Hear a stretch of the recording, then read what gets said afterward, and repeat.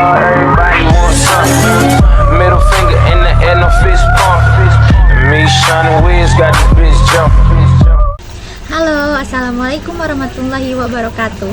Ketemu lagi sama aku Ririn Ariska Nurlita, NIM 22220010, Prodi Sejarah Peradaban Islam, Fakultas Islam Nusantara, Universitas Nahdlatul Ulama Indonesia.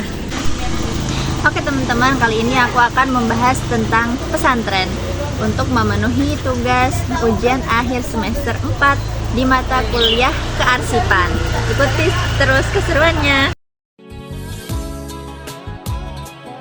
Pondok pesantren atau lazim disebut pesantren merupakan lembaga pendidikan Islam genuine atau asli Nusantara. Pesantren juga menjadi bagian dari subkultur masyarakat di Nusantara. Menurut catatan sejarah, pesantren merupakan bentuk pendidikan Islam paling awal di Nusantara yang terus bertahan hingga masa modern ini. Pesantren merupakan salah satu bentuk tradisi intelektual tradisional di dalam khazanah intelektual agama Islam. Kehadiran pesantren di Nusantara dalam sejarahnya memiliki pengaruh yang kuat dalam kehidupan masyarakat. Pesantren mampu berperan dalam membentuk, menjalankan, dan memelihara struktur sosial, kultural, politik, dan keagamaan masyarakat.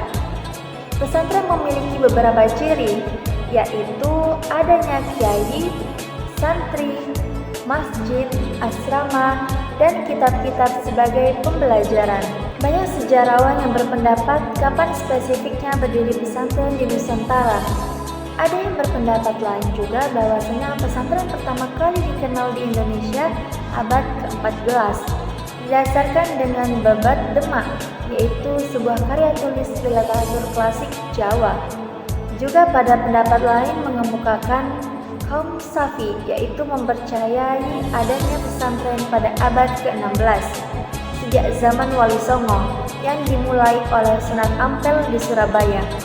Pesantren Sunan Ampel ini menjadi pusat pendidikan di Jawa dan menarik banyak santri dari dalam maupun luar Jawa, termasuk dari Goa dan Talo, Sulawesi. Kemudian menyebar ke berbagai daerah melalui para santri yang kembali ke kampung halaman mereka. Nah, pesantren inilah yang kemudian menjadi cikal bakal pesantren-pesantren lainnya yang dibangun di Nusantara ini. Pesantren sebagai model pendidikan Islam tertua di Nusantara dimulai sebagai lembaga pendidikan agama yang dikelola oleh kiai. Pesantren awal dikenal sebagai pesantren Salafiyah yang fokus pada pengajaran kitab-kitab klasik Islam. Pesantren berfungsi sebagai pusat pendidikan dan penyebaran agama Islam, serta memainkan peran penting dalam perubahan sosial masyarakat Indonesia. Setelah kemerdekaan, pesantren mulai mengalami perubahan dan modernisasi. Pada masa Orde Baru, pesantren mulai mengadopsi sistem pendidikan formal dan memasukkan kurikulum umum selain pendidikan agama.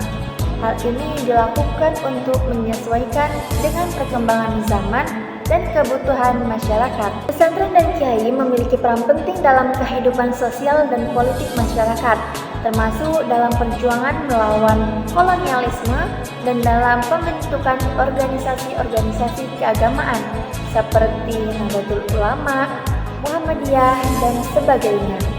Pada masa kolonial Belanda, pesantren menghadapi banyak tantangan dan tekanan dari pemerintah kolonial yang berusaha menghambat perkembangan pendidikan Islam.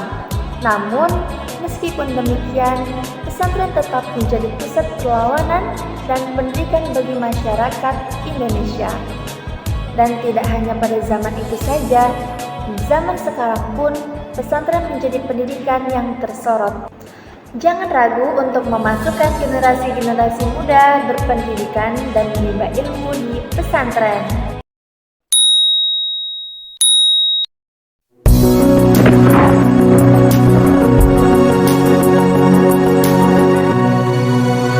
Oke teman-teman, segitu aja ya penjelasan dari aku tentang pesantren.